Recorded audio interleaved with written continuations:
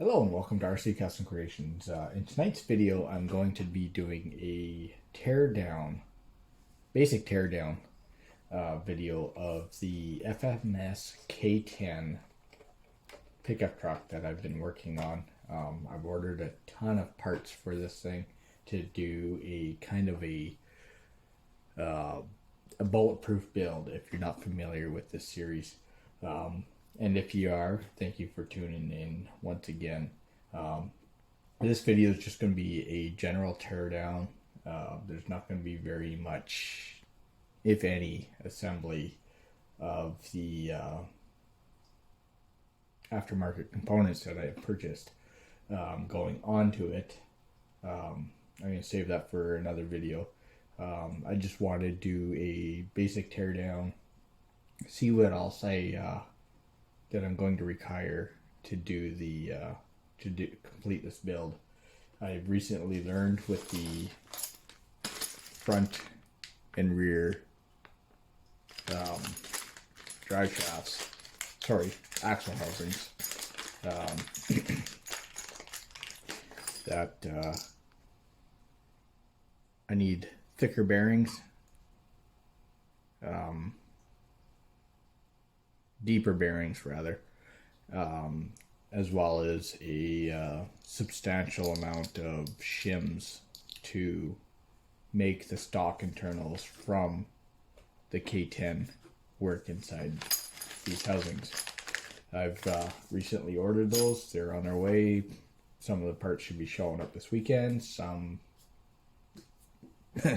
only God knows when they'll be arriving.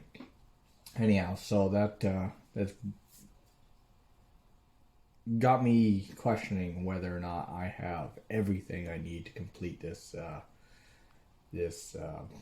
project on its way. So yeah, let's begin the disassembly of this,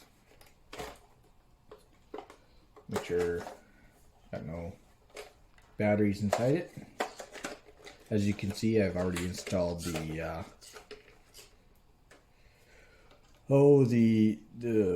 Super Swamper Series tires on them. They are bigger. I've tested them out, and indeed, I'm going to have to put a substantial body lift on this chassis.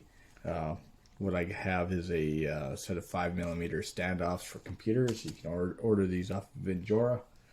These are the 2.5 standoffs. You get 10 in a pack, fairly cheap, and yeah, seems to be what people are using. And yeah, I have no doubts that they'll do their job well. So I'm just going to start by just dislocating the front tie rod from the steering servo. And if you're anything like me, any of your screws, if you can, you pop them back in the original holes. This way, should you decide to reuse your old components, you can put everything back together as they were.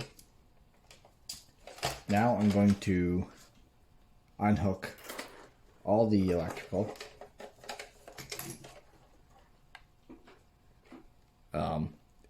If you don't have a photographic memory, I suggest you take a picture of everything, and this way, if you're just doing a repair, then you can put it all back together with no problems. Myself, I've already taken the picture.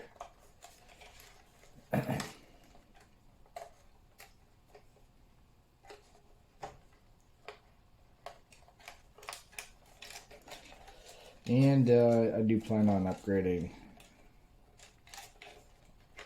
most of the electronics in this, so I won't be reusing this electronic speed control anyway. I'm probably going to put a basic Tamiya lighting kit inside this, since I'm upgrading to a hobby wing,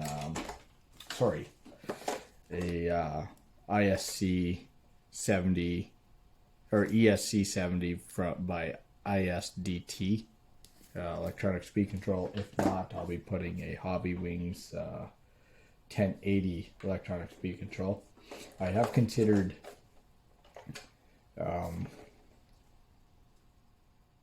putting the what is it,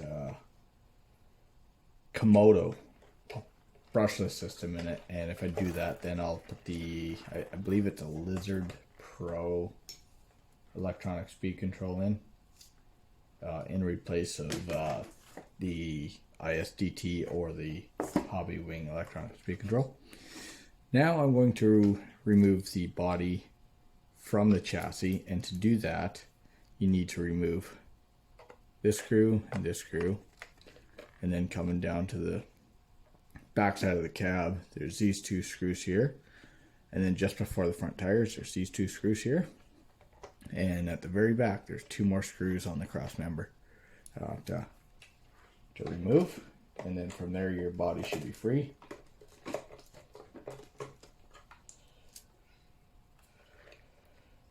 And let's see here, make sure I got the correct screwdriver bit going. Pause.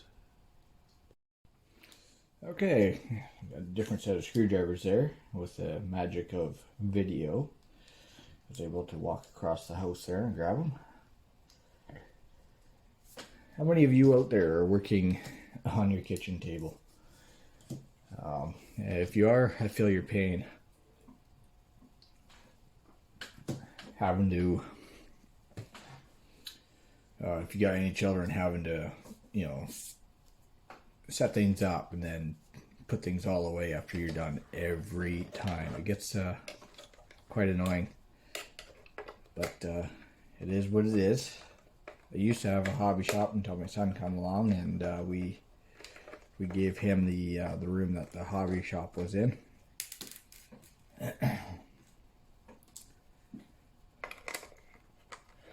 So like I said, going to remove the screws from the front cross member. Now going to the back side of the cab, there's two screws on the main frame. Set those over there.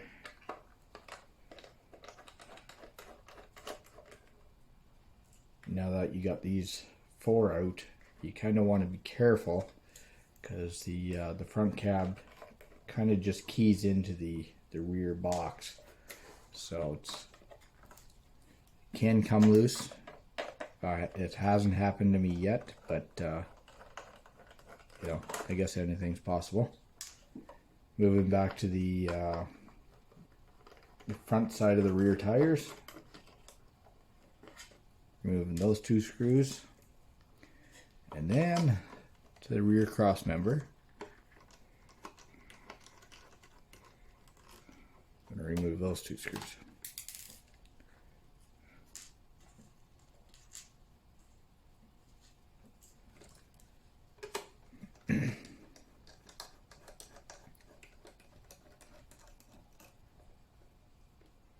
Okay, now that we have that all done, be able to take the truck down, set it on its wheels, and everything should come free. Being careful to separate everything. You should now have a body that looks like that. Your electronic speed control is now outside of the cab and still on the frame rails of the chassis.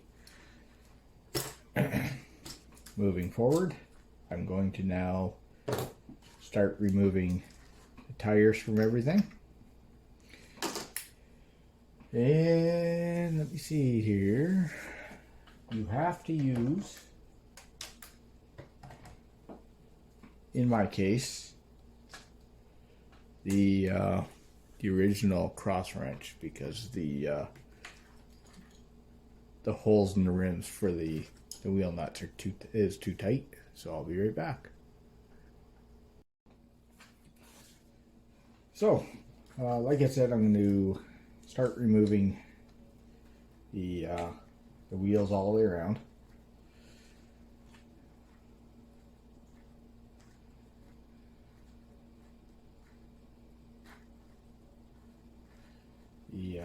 The chassis. And just going to place the wheel nuts back on so I don't lose those. Or the components within. As you can hear, got ball bearings inside the super swampers. I got 60. I ended up putting 60 ball bearings into them. I feel like I probably could have put 75 or maybe even 100 into them, and you know, for the extra weight. But I managed to get an extra 20 grams, 25 grams out of each tire by adding the ball bearings to them. And on testing it out, now keeping in mind I was just testing it out by driving it up a sheet of plywood on my resting against my couch. I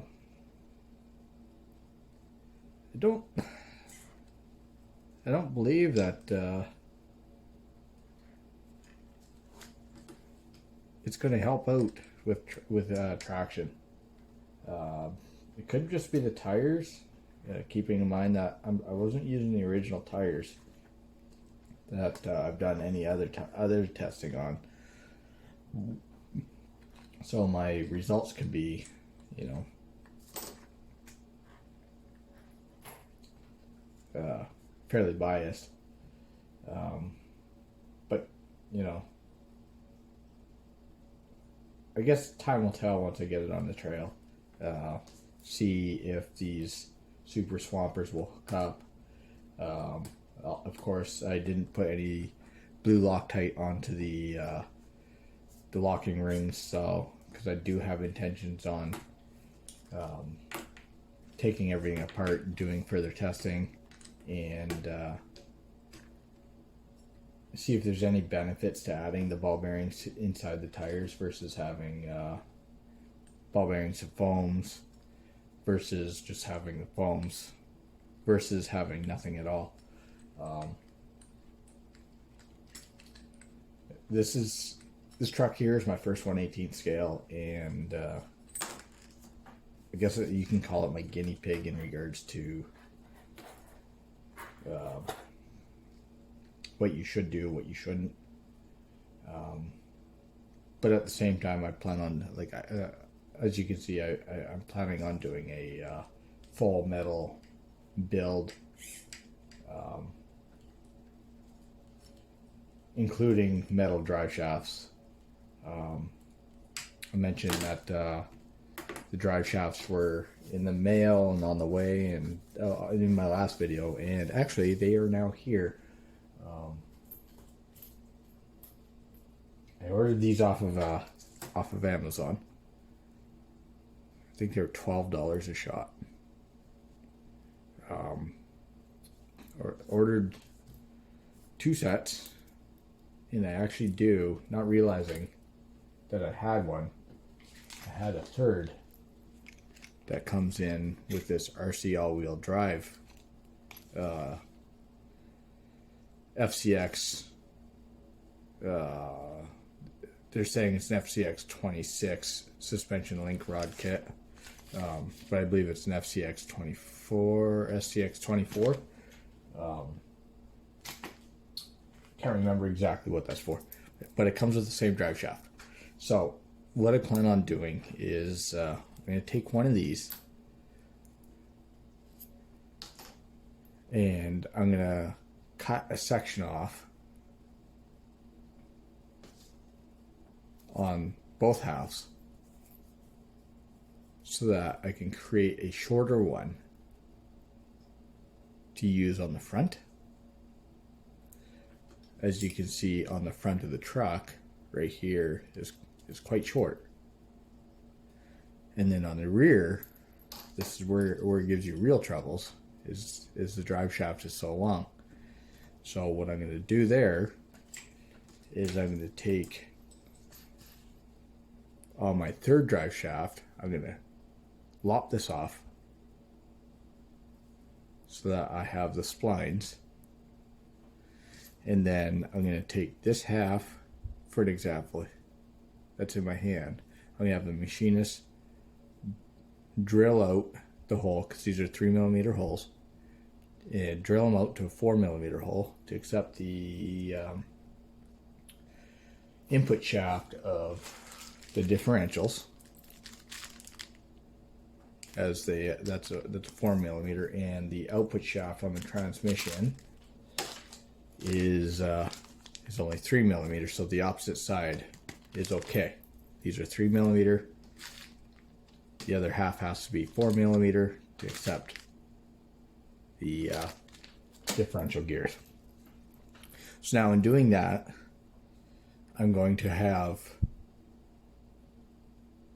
one of these pieces lopped off.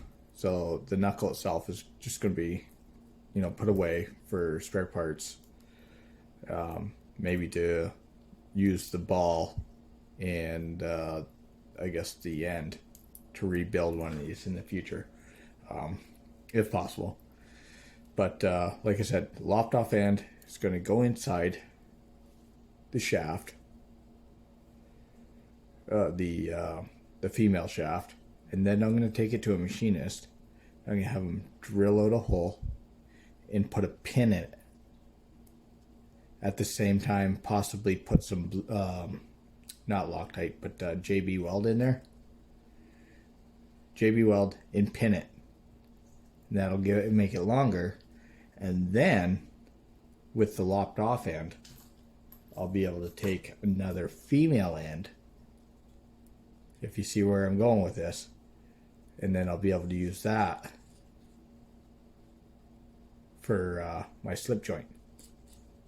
So that should, keeping in mind that these will have to be, cut to length, and between the 3 drive shafts, I will be able to assemble a front drive shaft as well as a rear drive shaft and have them metal. I wish these companies like RC A-Wheel Drive and whoever else is making these aluminum components would get on board and make some extra long steel drive shafts for the K10 and the Glacier chassis kits.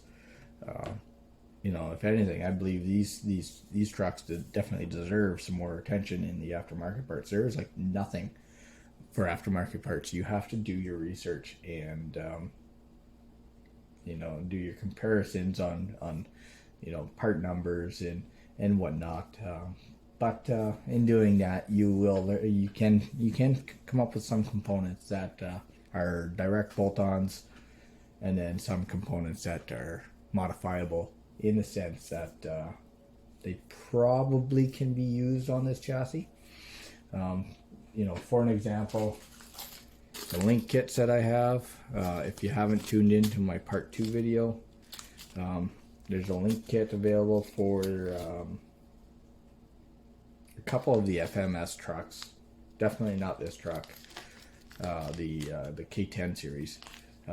This link kit, it's supposed to do front and back of their Fire Horse, as well as I believe their Hilux chassis kits. I might be wrong with the Hilux, but it includes enough parts that you can outfit the front.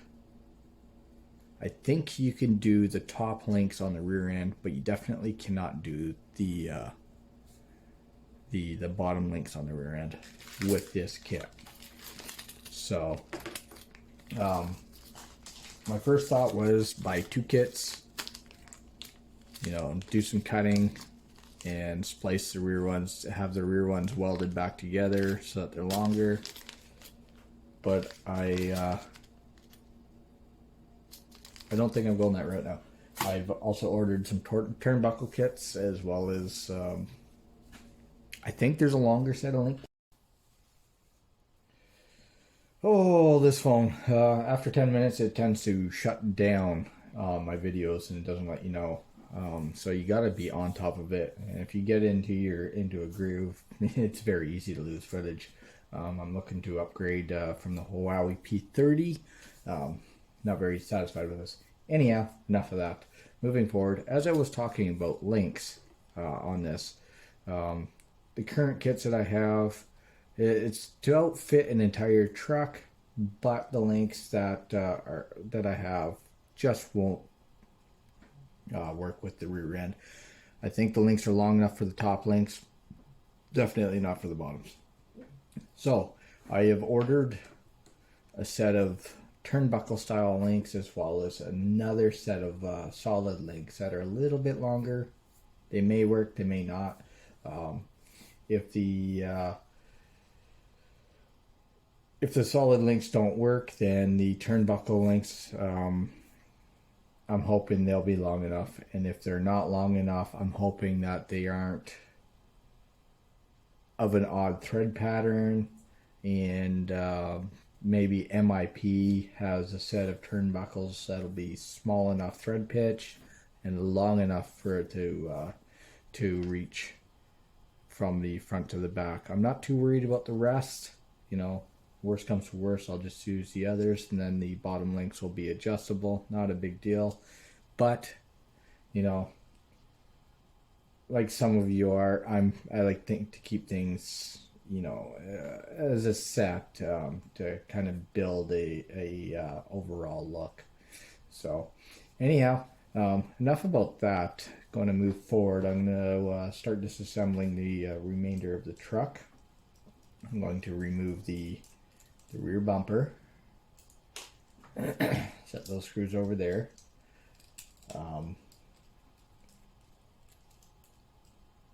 Don't believe I will be reusing these screws when it comes to assembling the bumper onto the truck. I believe it's going to get into some machine screws. So, yeah, where the cross members are all aluminum. I'm now moving forward to removing the rear cross member screws. Not sure if these are keyed in. I do know that they're keyed in on the top side, which is actually quite impressive. But I don't know if I'll just be able to remove them out. No. If you look there, there's a little tit. Not sure if the camera's picking that up. Again, back to the Huawei P30s. They talk all kinds about you know, how good the cameras are, and I've never really had happy luck with them. They don't seem to focus very well, and yeah. I guess what do you get when you buy a camera or buy a phone and a camera combo? So moving forward to I guess the second cross member on the rear end, the main cross member. I'm now removing the screws on those, keeping the screws separate because I do plan on popping these screws back into the cross members. You know, to put away in case I ever decide that I want to build a lighter truck. The aluminum components altogether will add almost a ½ pound, believe it or not, that I currently have on the table. Moving forward, I'm going to start removing the top of the shocks, and keeping in mind that there's spacers on the back sides of the shocks. I'm just going to pop those screws back into the holes on the chassis. I'm now moving over to the opposite side and doing the same.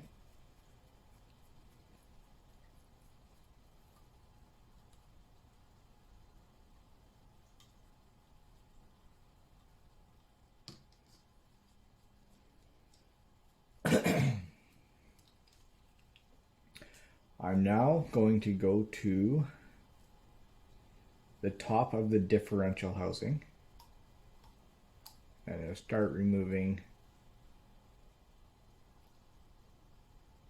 No, never mind. I'm going to go to the opposite side of the frame rail. I'm going to start removing the screws that retain the upper links to the chassis.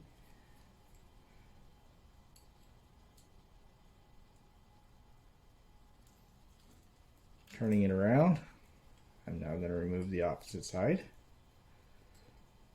And from there, it should just be 2 more screws to remove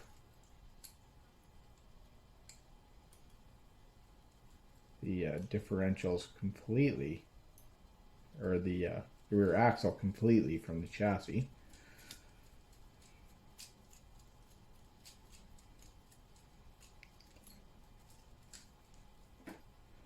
One last screw.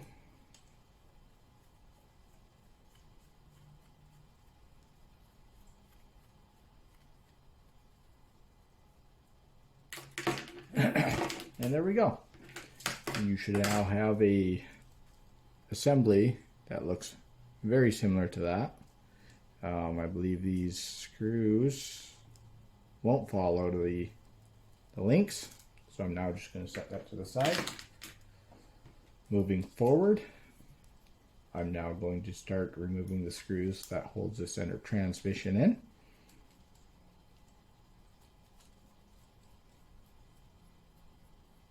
Again, keeping all the screws separate.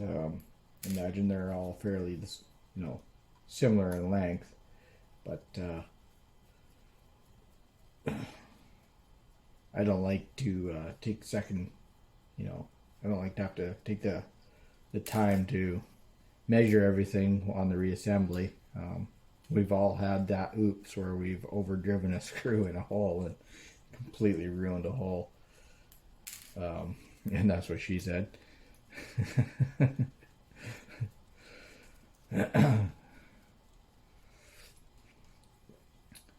So at this point, I'm now on the front half of the chassis, and I'm just going to remove the top shocks.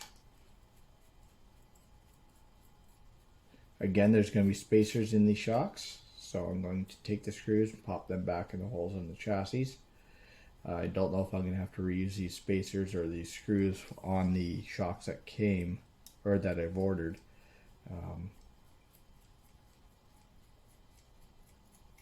Further inspection is going to be required to see what I want to use. I believe the other set includes a brass set, and I think these are steel.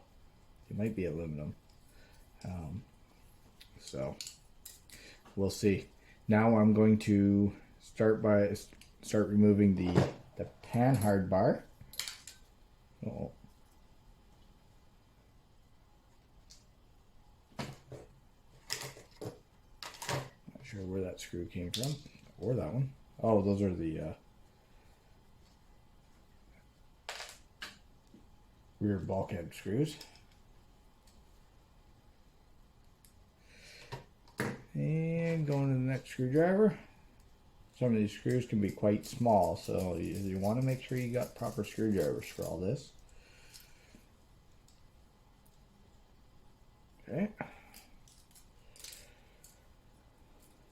And then going to remove the screws that hold the links to the frame.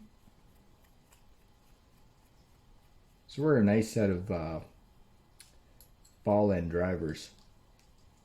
Would come in handy. I don't have a set of small ones. I just have the standard, which limits me for some of my disassembly. As you all know, sometimes it makes the job bigger than what it really has to be. Now I'm just going to let that assembly just dangle there. I'm going to move over to this. Man, that really drives me nuts. Again, it got me 10 minutes, and it shut down my video on me. And of course, I continued on without realizing. So, yeah, my goodness. Anyhow, back to where I was. I now have an assembly like this. You know, the rear drive shaft's been removed, or rear axle's been removed. The rear end's completely disassembled. All the screws all the way up to the front cross member are now removed. Moving on to that, I'm going to start removing the screws that hold the front cross member to the chassis.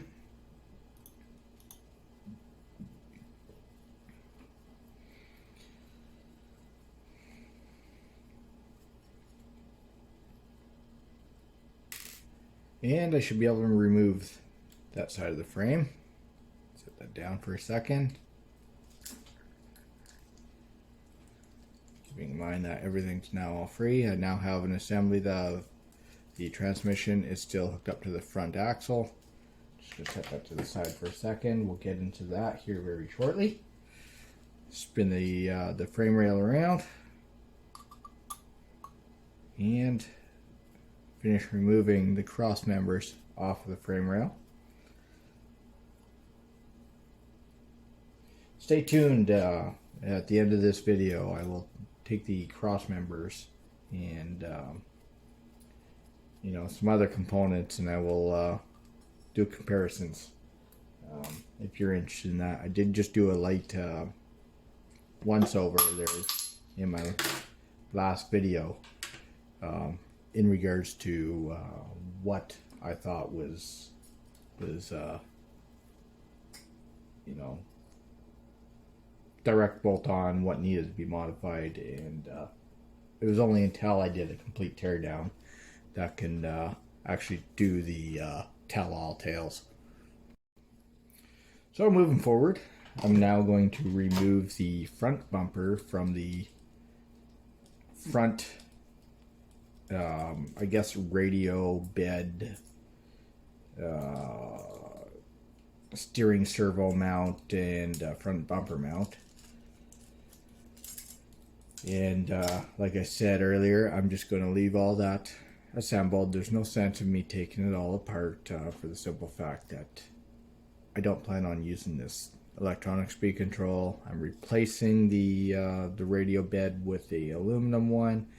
As well as the servos being upgraded. The only thing I may require to change is the adapter. But like I said, if I convert over the ISDT ESC70 or the Hobbywing 1080, I don't need any of that. So going back to the frame rails, I can now separate the remaining components, removing the panhard bar with the correct screwdriver, that is.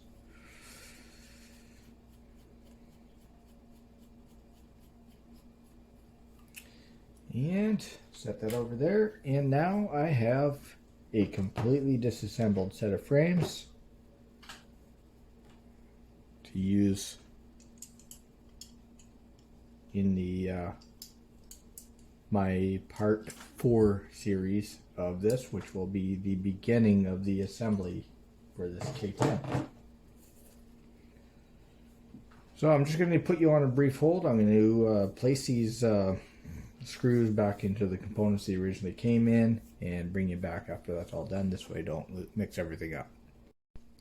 So at this point you will have your frame rails, your separated bumpers, your separated axles, and transfer case, transmission rather, your cross members, your radio bed, and your panhard bar, and whatnot.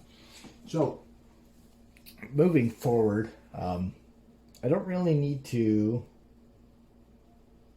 No, that's a lie. I do need to disassemble all the axles. Not so much for the links or anything, but I do need the shafts themselves. The rest of these components don't really need. If you're looking for what you will find inside these axles, I can tell you what you will find. You will find brass bushings, not bearings, as well as you will find the steel gear sets that I've ordered. Never realized that it included if you have the Glacier, then chances are you got plastic gears. If I understand correctly, if you have the FMS K10, you have metal gears, so you will not need to order this gear set if you have the FMS. But they are out there, they are available. I believe they're sold for the Fire Horse if you are looking to replace your plastic gears on your Glacier. The FMS Fire Horse, I'm pretty sure that's what they're for. I will include a parts list that I've ordered for this truck, as well as links to where to get them. Yeah, so like I said, just taking the shafts themselves out of these. The rest of it will be put away for future. Moving forward now, I'm going to separate the transmission from the front drive shaft. And I have never been into this, so I don't know exactly what is going to unveil. This is where I'm really curious, and I'm worried if I need to order ball bearings, or if I'm just going to have to use if ball bearings are even available. Getting into some of these sizes, the ball bearings are. I think that's why. No, that's not why they included bushings in here, because you can get ball bearings for them. Excuse me. Okay, so now I'm down to the motor, transmission, and I guess the rear drive shaft, half, as well as the front. I'm going to go ahead and I'm going to remove those. You need a Phillips screwdriver to remove those.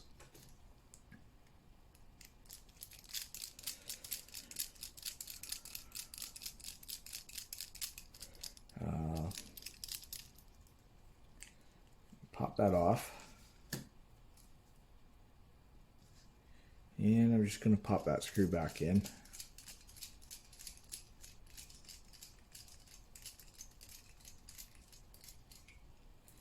Set it to the side. Moving forward to the opposite side. These transmissions, I was under the impression, I don't know where I was informed on this, I was under the impression that they had plastic gears in them, but I am discovering that I didn't need to order the metal gear set. So, with that being said, if you have a FMS K10, do not order any metal gears for the differentials or the transmission up to this point. Chances are, if the output gears in this transmission are metal, I'm going to bet that the internals are also metal. Which kind of peeves me off. I guess it pays to do your research.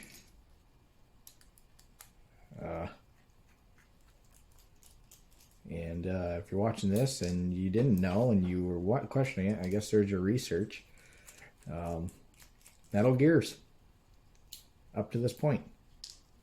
So don't bother replacing your gears or ordering other gears.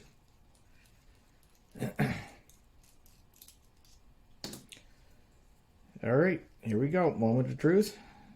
Oh, hold on. No, we got to remove the center skid plate, or cross member, I guess. These screws are the same as what holds the transmission housing together. So now I'm going to take that, I'm going to set it to the side. Looks like they did have some grease in this, which is nice. Ah, look at that. Plastic gears. Plastic gears and bushings. So it is worth buying the gear set for the fire horse. Again, I will include the links down below as to where to get these. But transmission is filled full of plastic gears. I am surprised that they did a two-piece on that output. They had me fooled. Huh. Okay, well, yeah, there we have it. We will be bulletproofing this gearbox with this all metal gear set, and I don't think we'll be able to get bushings. Some of these bushings are very, very, very small. You know, smaller than the size of the pinion gear for that matter. So I think, excuse me, I think I'm going to have to stick with the bushings, which is unfortunate. And but I will be putting metal gears throughout it, and lopping the lithium grease to everything. So yeah, that was definitely worth getting into. Just going to place all that together for now and set those screws over to the side. I guess you do have to be careful. You get two different screw sizes there, so I'll have to take the time and reassembling all that. One thing that I wish that I could get was a metal transmission case, but unfortunately they don't make that. I did order a Hobby Fans 66 turn motor to replace the stock motor. So hopefully I get a little bit more torque out of that. Anyhow, I'm going to set that to the side. I'm going to move forward to the disassembly of the axles. These can be tricky. If you haven't taken these apart, these secondaries on the axles, both, I guess on the rear only, you have to remove the screws, as well as you kind of have to pry in between the two tabs upwards or downwards. You just got to kind of spread things and then pull everything off at the same time, and that'll free up your axle shafts. And then yeah, and then you can move on forward to either, you know, this is completely disassembling your axle, or if you're doing what I'm doing and just beefing things up, then and you're using the I guess the stock internals, then yeah, if you're not using stock internals, you're just replacing the axles altogether, then you don't have to use any of this.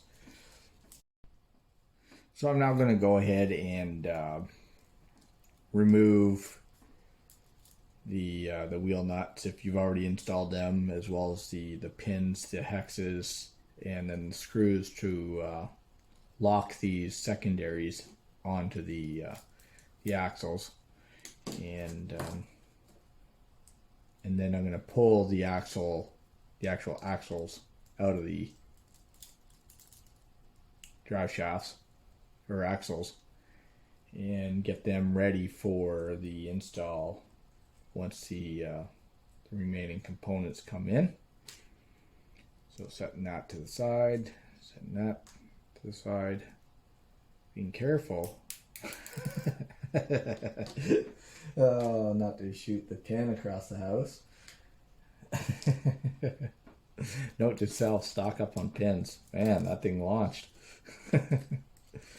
Okay, moving forward to this side. Hopefully I don't get a repeat of that, and if I do, hopefully the pin doesn't go further. Pull the hex off. That's where tweezers come in handy, or a good magnet. There we go. Now that I got those pulled apart, using a Phillips screwdriver, I'm now going to release the tension on the housing itself, on the secondary. And if I recall, there's bearings in these. I know at the very least there's bushings, but I want to say there's bearings. I know the front has, no, it can't be bearings. It's got to be bushings. I know the front has one bearing, the larger bearing, and then on the smaller side it's a bushing. So that's kind of leading me to believe that it's a bushing at this moment.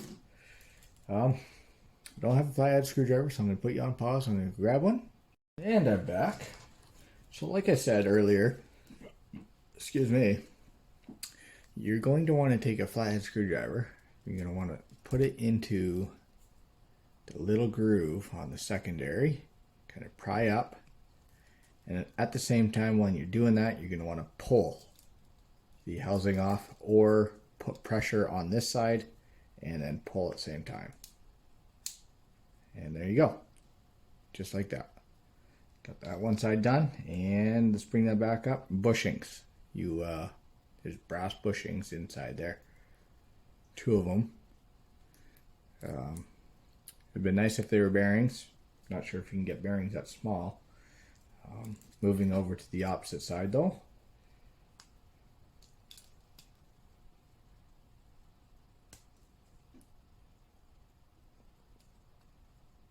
Come on, there we go. And since I don't need the remaining components, don't believe I need these bushings, so I'm going to go ahead and pull those off. I'm going to place those back into the housings, and because I am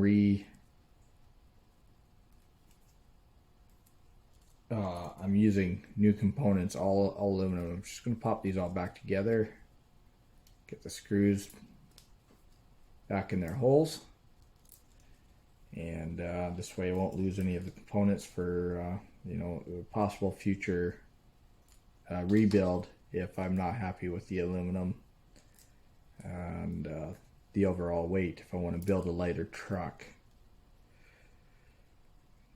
Okay, locking things together, pop those together, grab the screws, and I'm just going to lightly snug these, or lightly put these in. I'm not going to bother tightening things down.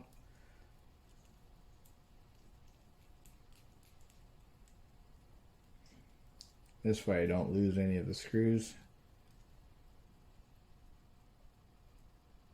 You know, maybe I'll consider selling these components down the road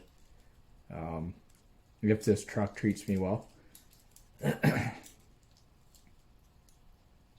hard to say, you know. I have a hard time letting go of anything when it comes to this hobby. It all seems to be, you know, pretty transferable. And now let's face it, you can call me a hoarder in regards to the RC hobby world.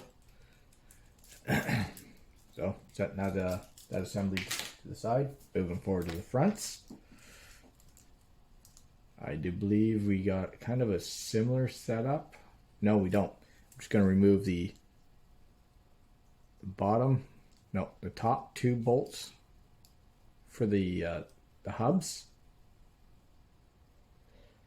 as well as I got to remove the tie rod, as well as the steering drag link, because I need to reuse those at this moment. I might have some longer ones coming in the mail, I don't know. And then from there, I need to just remove the nuts, the hex hubs, as well as the pins, and then the CVDs. And to release the CVDs, I'll have to remove 2 screws from that hold the knuckles on. So, moving forward, I will go ahead and start by removing the components off the driveline itself.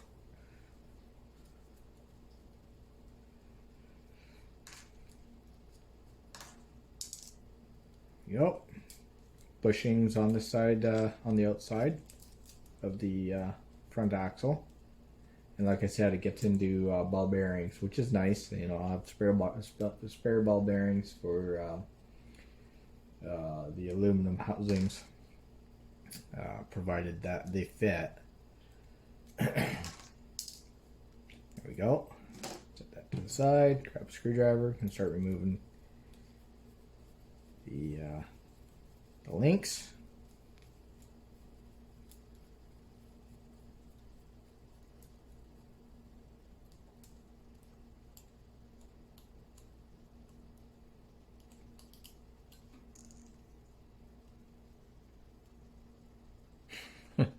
It's funny when they do that.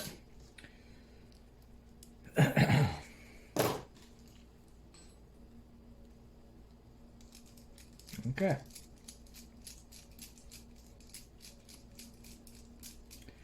I guess there's no way you can mess that up. So, like I said, I'm going to reuse these, possibly, on the future build until I know of an alternate metal set of links. I do have a set ordered. I just don't know if they're going to be long enough. Moving forward, I'm going to start by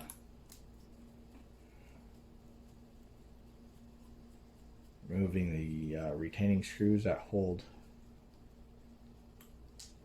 the hubs in. They kind of key in there. Oh, I don't have to remove the housings, the knuckles. The axles come out. There we go. We got one CVD freed up. I'm going to go ahead and pop that back in. Get a screw in there. This way everything stays all together. Don't screw everything up on that if I ever decide to reassemble this. Lord knows they don't have instructions on the internet for these.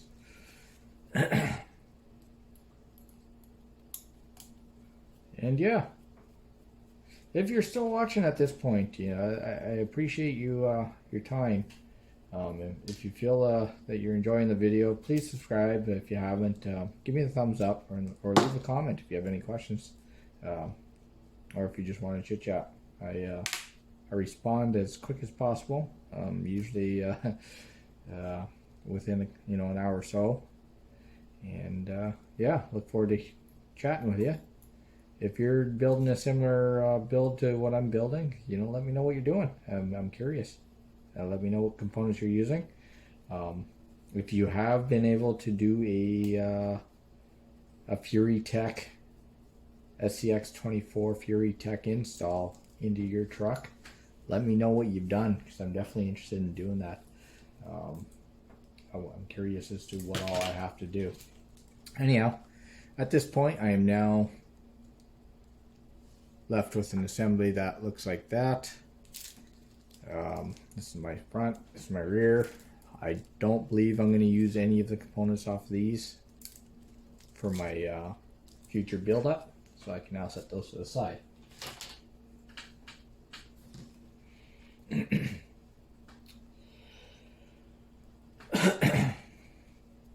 So, that being said, I now have all my very tiny axle shafts, which are good to go for these axles. And keep in mind, I'm waiting on some thicker ball bearings for these, as well as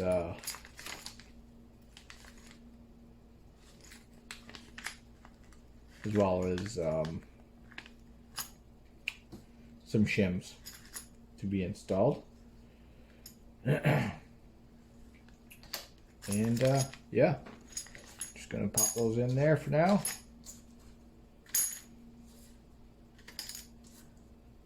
This way all those components are nice and together. And let's move on to the comparison of some of these components that I will be installing.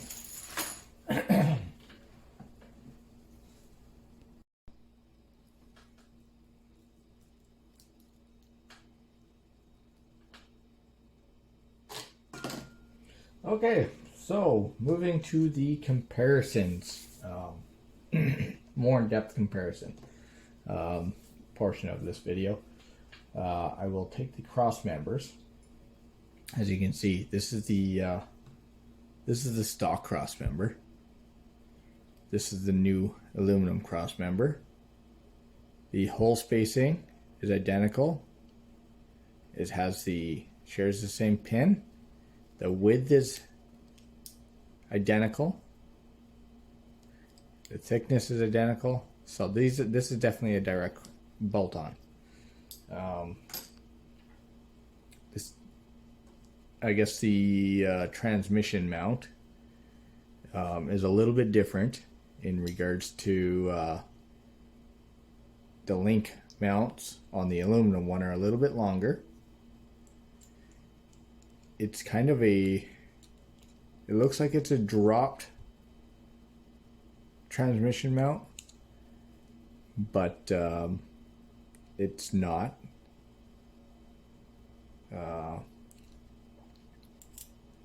The hole spacing is identical, with the exception of the extra hole on the back side of this aluminum mount.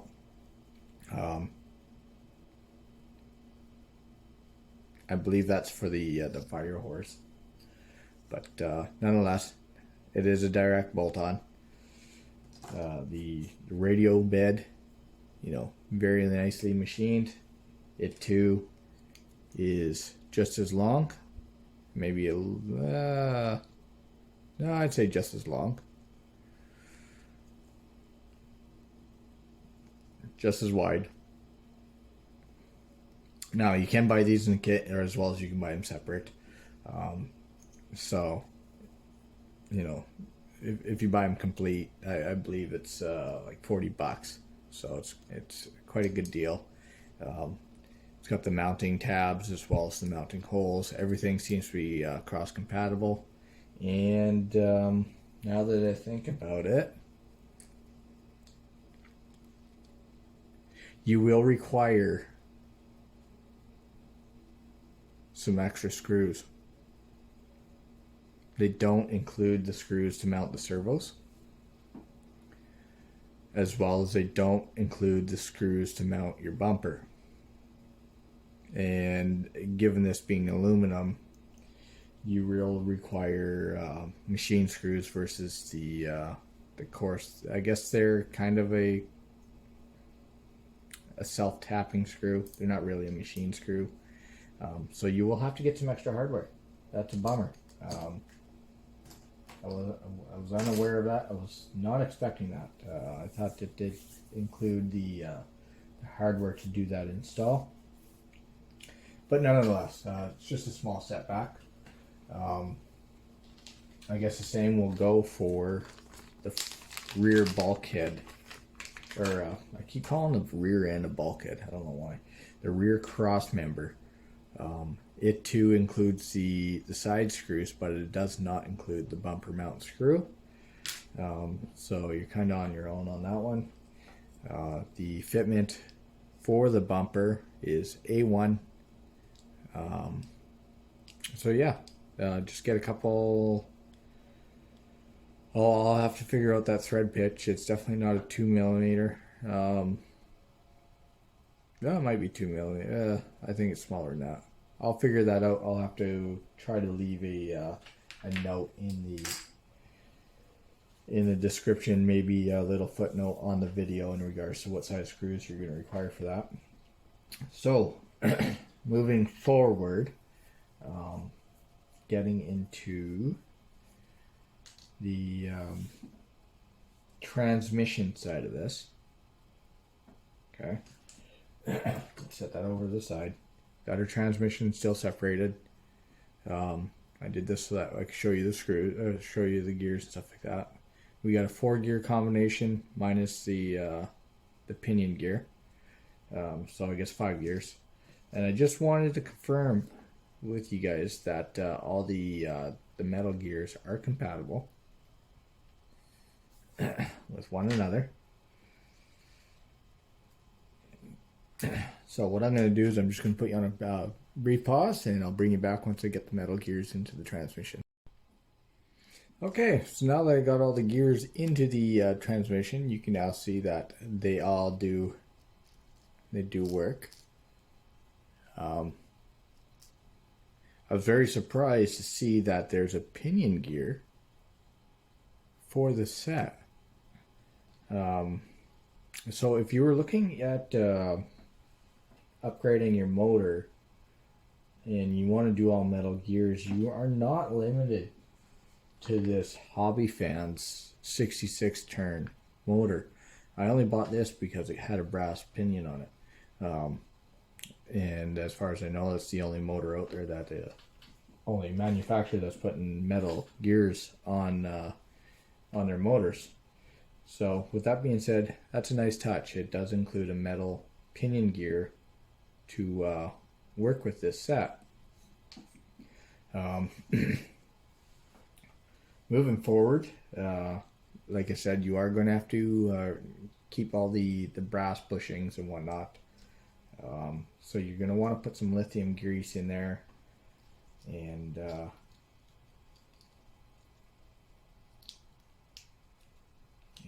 they, as far as I know, they only had oil in it in the transmission. Just a light oil in there. You don't want to put too much grease in there, keep in mind, but some lithium grease would probably do it. So, and now I'm back. As you can see, I have all the gears. Focus. In the transmission. There we go. And they mesh up fairly well. I was very surprised that they include a metal pinion gear for the motor. I had originally ordered the Hobby Fans 66 turn brushed motor specifically because it had a brass pinion gear on it. All the other 050 size motors seem to have plastic gears, including the one that comes in these FMS kits. So with that being said, I will switch out for the metal gear, but that's up to you whether you or not you want to use it. All the bearings, with the exception of perhaps, the output shaft in the transmission, or to make this easier, the only bushings you can change are the output shaft to whatever size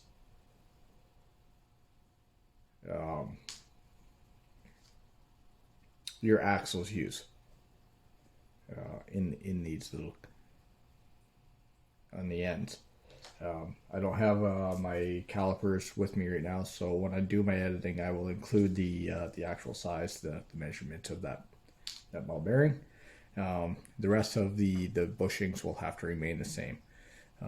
But, you know, it is what it is. At least you can get some bearings into this. It'll all be all metal gears. As you can see, you know, everything all goes together nicely. And I do have, there we go, a little pick. I'm going to put that in the hole. And it all moves. Feels a little bit tighter. But I don't think that's going to be, oops, of course. Feels a little bit tighter, but I don't think that's going to be an issue. I can say that the metal gears are going to be a little bit louder than the stock plastic ones. But small price to pay. You know, if you're bulletproofing your truck like I am, you know, what's a little bit of noise. So yeah, anyhow, we got all that said and done. I feel like I've gone over everything. If you have any questions, please leave a comment down below. You know, I got enough of these parts here. I'm pretty confident I'll be able to answer any question that's thrown at me, with the exception of the Fury Tech SCX24 transmission. If you know you can install this, please message me. I would like to know what all you do to install it, as I'm strongly considering going that route. Anyhow, if you like what you've seen, give me a thumbs up. If you feel this video, although it's going to be a long video, if you feel it's worth sharing with anybody, please share it. If you feel if you want to see some content in the future, please subscribe to my channel, and I hope to see you in the future. Anyhow, thanks for your time. Bye for now.